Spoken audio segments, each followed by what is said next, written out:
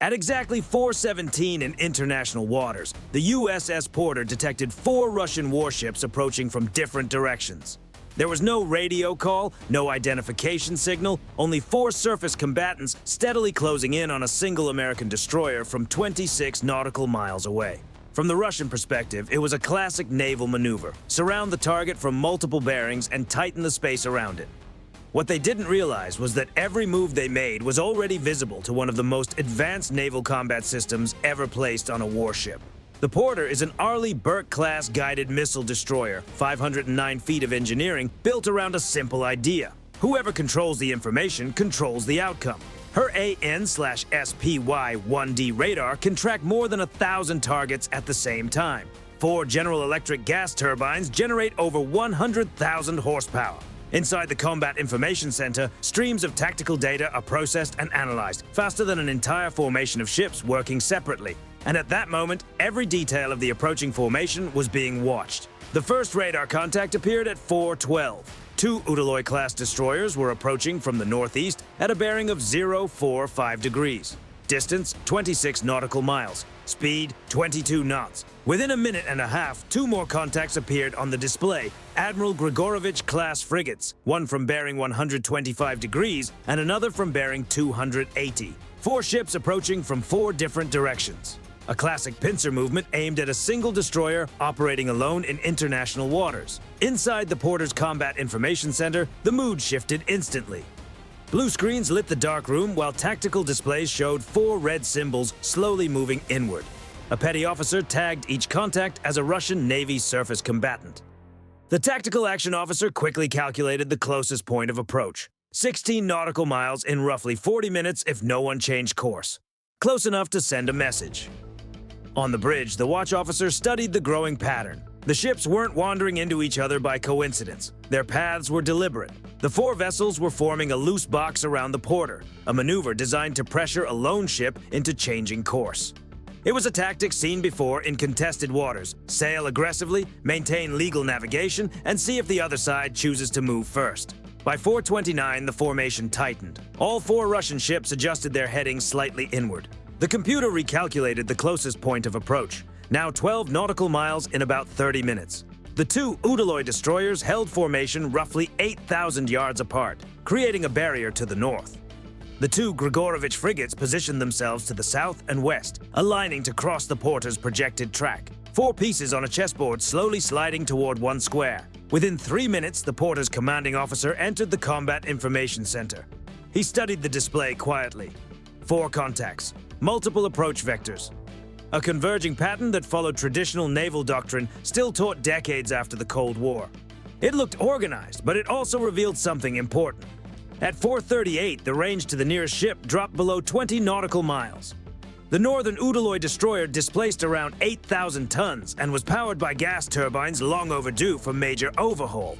Its armament included 2 100mm guns, anti-submarine missiles designed in the 1970s, and surface-to-air systems with a relatively limited engagement range. Effective in certain roles, particularly anti-submarine operations, but not designed to match a modern American destroyer built generations later.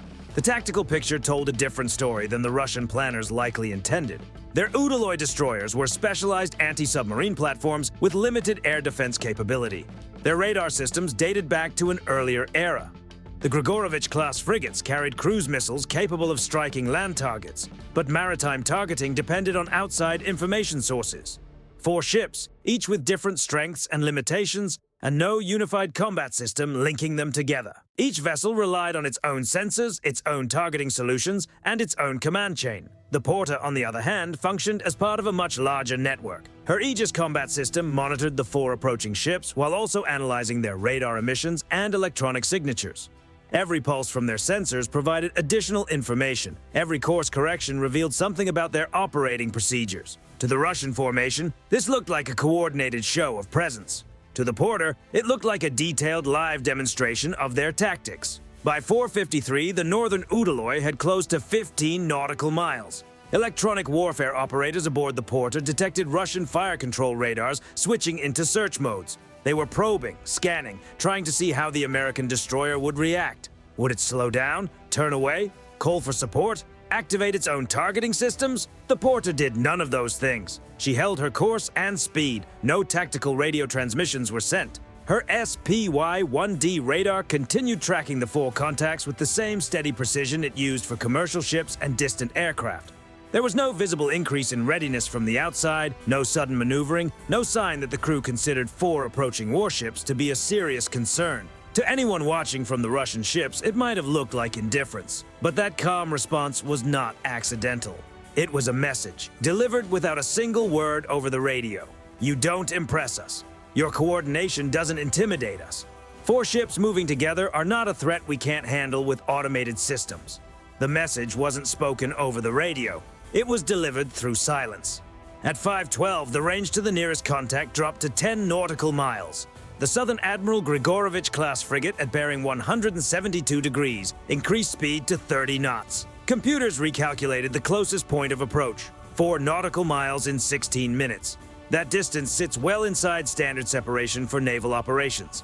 Close enough for visual identification. Close enough that a single navigation error could create an international incident. The crew of the Porter prepared a measured response. No weapons, just information. Electronic warfare systems shifted into full recording mode. Every radar signal transmitted by the Russian ships was captured and logged. High-resolution cameras and optical sensors tracked hull numbers and structural details. The data collection was so thorough that intelligence analysts would likely learn more about the ship's electronic behavior than many of their own operators already knew. At 5:21, the situation intensified. The northern Udaloy destroyer suddenly adjusted course toward the Porter and accelerated to 25 knots. Range, 8 nautical miles. The new projected closest point of approach dropped to 1.4 nautical miles, only 12 minutes away. That distance crossed into the zone where navigation safety rules demand active coordination. It was also the distance where collision avoidance becomes unavoidable. On the Porter's bridge, the officer of the deck watched the track line shift across the display. No raised voices, just procedures. The bridge contacted the Combat Information Center. The captain reviewed the engagement criteria. The instructions were clear. Maintain course, maintain speed, monitor closely, and prepare to respond if the Russian vessel violated safe separation. 1.5 nautical miles. That was the line. Physics doesn't negotiate with aggressive intent. Cross that distance and a response would be required. At 5:28, the range dropped to 6 nautical miles. The Udaloy continued straight in at bearing 087 degrees, speed steady, approach unwavering. The tactic was textbook pressure. Close the distance, test resolve, and force the other ship into a difficult choice. Either alter course or risk a dangerous encounter. It was a familiar gray zone strategy. Push the situation right up to the edge without crossing it. The Porter answered in a very different way. At 5:32, with the Udaloy now 4.8 nautical miles away, the destroyer launched its embarked MH-60R Seahawk helicopter. There was no sudden maneuver or aggressive positioning. It looked like routine flight operations. The helicopter lifted from the flight deck, climbed to roughly 500 feet, and settled into a wide orbit about 6 miles from the ship, perfectly visible to every Russian vessel in the area. For the Russian radar operators watching their displays, the picture changed instantly. The Seahawk carries sensors capable of detecting submarines dozens of miles away. It carries torpedoes designed to engage both underwater and surface targets. Its radar systems operate far beyond the range of most shipboard guns. And through its data link, every sensor on the helicopter feeds directly into the destroyer's combat system. In simple terms, the helicopter became an extension of the Porter's eyes and reach. The northern Udaloy's fire control radar shifted from broad search mode into a tighter acquisition scan.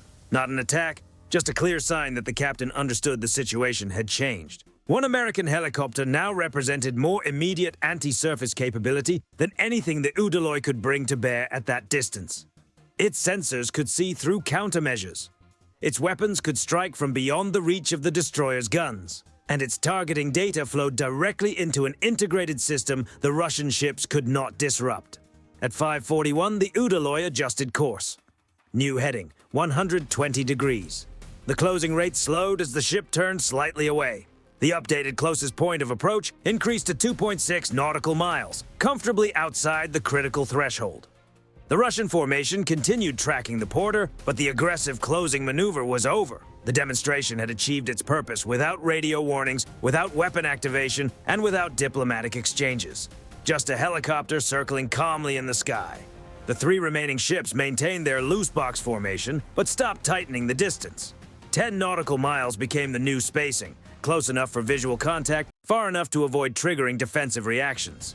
The attempted encirclement stalled, not because the porter changed course, but because pushing closer no longer offered any advantage. The Russian ships had arrived to show coordinated maneuvering by multiple vessels. What they revealed instead was that coordination alone could not influence a ship operating inside a fully integrated combat network. At 6:07, the formation finally broke contact. All 4 Russian ships altered course outward. No radio explanation, no acknowledgement, they simply dispersed, each vessel returning to its own patrol track. The northern Udaloy headed northeast. The 2 Grigorovich frigates turned southeast. Within half an hour, the radar contacts faded beyond the horizon. If the goal had been to burn fuel while proving very little, the mission was complete. The porter continued exactly as she had before the encounter began. Her course remained unchanged. Her speed remained constant, not a single degree of deviation. The Seahawk returned to the flight deck. Flight operations were secured. The crew resumed their standard watch rotations as if nothing unusual had happened. The intelligence gathered during the encounter turned out to be extremely valuable. Every radar signal was captured, every frequency was logged. Electronic signatures from multiple systems were recorded and cataloged. In the process, the Russian ships revealed their coordination methods, tactical habits, and equipment characteristics. Information that analysts normally spend years trying to collect was handed over in a single morning by ships attempting to demonstrate strength. The numbers make the situation even more interesting.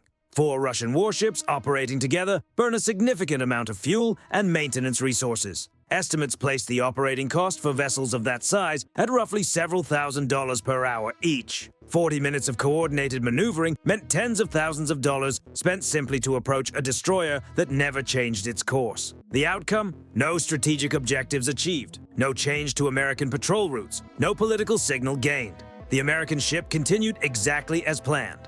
What the maneuver did provide was detailed intelligence on 4 different ship classes: radar behavior, communication patterns, reaction times, data that analysts will examine carefully for years. Meanwhile, the porter launched a single helicopter. Operating an MH-60R Seahawk for a short sortie costs only a fraction of what 4 large warships burn in fuel during the same time period. Yet that one aircraft communicated more tactical meaning than the entire Russian formation sailing in coordinated patterns. When one helicopter represents more immediate reach than the ships approaching it, dramatic maneuvering isn't necessary. A quiet reminder of capability is enough. Within 72 hours, Russian state media released edited footage claiming their sailors had pressured an American warship into leaving the area.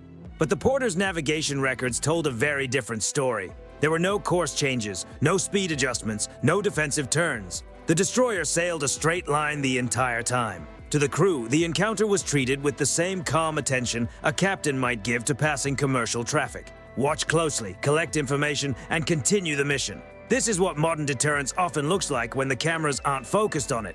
One side probes, the other responds by quietly demonstrating capability without escalating the situation. No weapons are used, but the message travels clearly through radar signals, aircraft launches, and the simple math of what each navy can actually accomplish. Russia aimed to show that several ships operating together could apply pressure in contested waters. What became clear instead was that coordination alone isn't enough when those ships rely on separate systems that don't fully share information. A single destroyer connected to an integrated network combining sensors, aircraft, and real-time data operates very differently. The waters remained calm that morning. No missiles, no collisions, no official incidents. Just 4 ships eventually turning away, while one American destroyer continued its patrol exactly as scheduled.